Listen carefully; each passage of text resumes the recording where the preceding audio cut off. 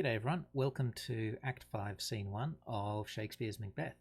Now, Act 5 is a really important act because this is where the journey ends for the Macbeths. We get the climax and the resolution of the story. So Act 5 opens up with a gentlewoman and a doctor, and they are taking care of Lady Macbeth. She has deteriorated. The sense of guilt that she feels and the loss of control over her husband Macbeth and their isolation has really pushed her mental health into a really negative direction.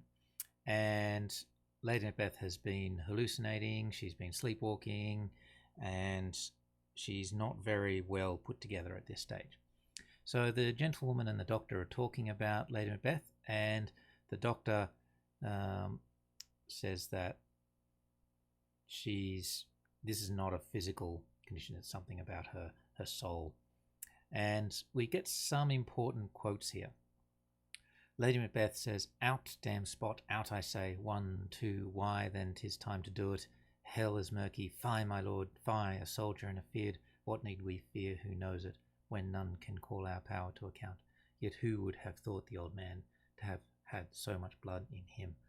And so we can see here that her language is really broken, her thoughts are unfinished, they're fragmented.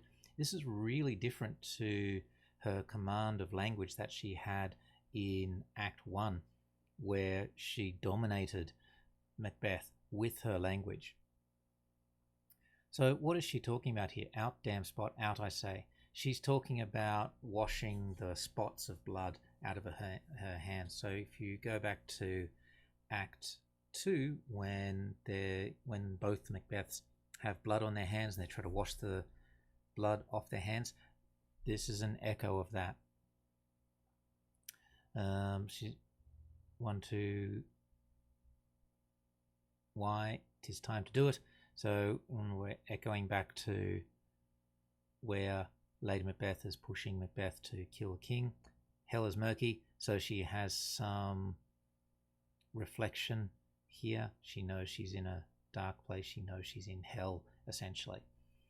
And here she's talking about Macbeth, a soldier and a feared. Is he really afraid, even though he's a soldier? So she's sort of reliving fragments of this murder and the murders that have occurred. So she's really experiencing a lot of trauma here, mental and emotional trauma.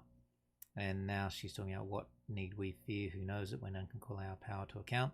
So she's saying that no one can put the blame of King Duncan's death on them. Yet who would have thought the old man to have had so much blood in him? So here I think she's talking about Duncan, because remember she went back after Macbeth had killed Duncan to put the daggers back. So she would have seen all of the blood and gore that Duncan had in him that Macbeth let out with his violent killing of Duncan. So that's caused a lot of trauma for her. And the doctor says, "Do you mark that? Did you hear that?" Lady Macbeth then continues, "The Thane of Fife had a wife." So she's talking about Macduff's wife. Where is she now? What will these hands never be clean? So what happened to her? Of course, she's been killed. And will these hands never be clean? So we get another reference to cleaning the hands, washing the hands of guilt. "No more of that, my lord, no more of that.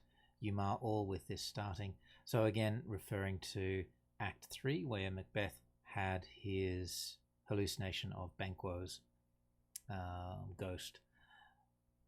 So she's reliving parts of this traumatic journey that Macbeth and Lady Macbeth have been on. And the doctor here is saying, "Oh, you've known what you should not. We've heard, or at least the gentlewoman has heard something that you really shouldn't hear." And the gentlewoman replies that she has spoke what she has not. She should not. Yep, she shouldn't have said what she has said. Lady Macbeth is unaware, or maybe doesn't care, or maybe doesn't have the awareness that these two people are here. This scene is often played with Lady Macbeth as sleepwalking. Lady Macbeth says, "Here's the smell of the blood still. All the perfumes of Arabia will not sweeten this little hand. So again, we've got this idea of blood on her hands and some nice imagery here. All the perfumes of Arabia will not sweeten this little hand. So there are some key quotes from Act 5, Scene 1, and we really see the disaster that has befallen Lady Macbeth. Here we are, she's continuing here. To bed, there's knocking at the gate. So remember back in Act 2, after the murder, Macduff is knocking on the gate. So she's reliving parts of these things. Here the doctor says, foul worshippings are abroad, unnatural deeds do breed unnatural troubles, infected minds to their deaf pillows will discharge their secrets. So he's saying that there's a lot of evil rumours around. That's what the whisperings are. There's bad rumours getting around. Unnatural deeds will cause supernatural things to happen. So the unnatural deed is the murder of a king. And remember, at this time, there was a connection between nature, the order of things, and kingship. And so to kill the king brings unnatural troubles or supernatural troubles. And there's constant references throughout the play of earthquakes, of things in nature being not right, in storms, violent winds.